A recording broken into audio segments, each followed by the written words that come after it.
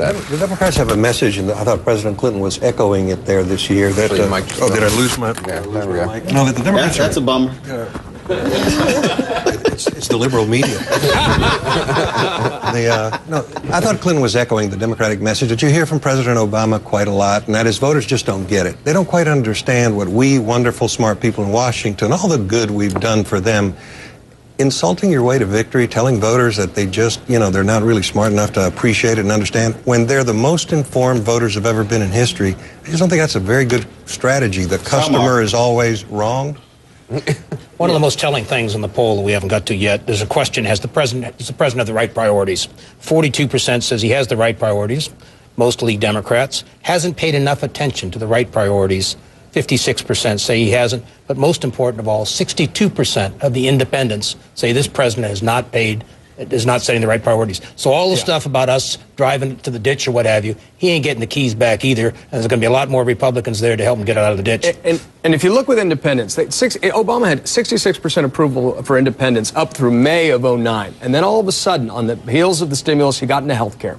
And over the course of the summer of '09, his support from independents plummeted. Right now, over 60% of independents do not approve of the health care reform. So the break with independents is all about the focus on health care over the first 2 years instead of the laser-like focus on the economy. But you also saw Anderson where, in essence, he got a mulligan. Lots of criticism on the stimulus bill in terms of allowing Democrats to basically run with that. It was clear people said, we don't trust Congress. Health care comes along, what happens? Puts it right back in the hand of Congress, as opposed to him taking ownership of that and saying, I'm going to drive this through.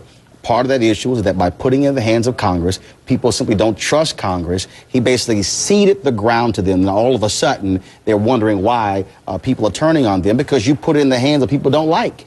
In terms, though, of what happens after this election day, I mean, how much of a schism is there in the GOP among these Tea Party candidates and more establishment GOP? Not nearly as big a schism as there is in the Democratic Party. Look, you've never seen the Republican Party more united. They're united by the leader of the Republican Party, Barack Obama, and his health care plan. I mean, that's the North Star for Republicans. We've even got independents acting like Republicans. That's how united we are. It's the Democratic Party that's going to have to make a big decision. Is it Obama and health care and more big spending, or is this the avenue, the opportunity for new Democrats? And Democrats were very happy in 2006 to take conservative Democrats, many pro-life, many pro-gun, make Nancy Pelosi the Speaker.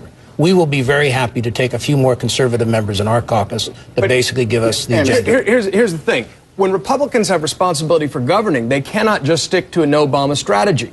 The game fundamentally shifts, and that, in some ways, is what the White House is banking on. They have to start taking responsibility and putting plans forward. And what the president needs to do after the election, if the Republicans control one of the House, is say, okay, let's talk about the areas we can agree on. And the big issue, Anderson, will be for Republicans, how can you keep pushing this whole notion of extending the Bush tax cuts, and then you say get the deficit under control? They're going to have to answer that question, and that's going to be a part of it. And here's how Republicans do it.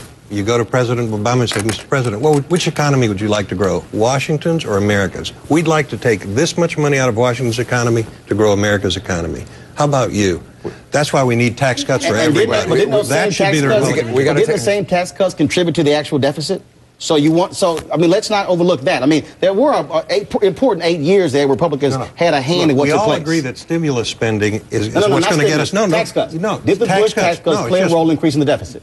Yes or no? No. It didn't? No. Stimulus okay, that's a new one then. We got to take a break. That's a new one then. How do you grow the economy? From Washington or from the American people? We'll be right back. Our coverage continues.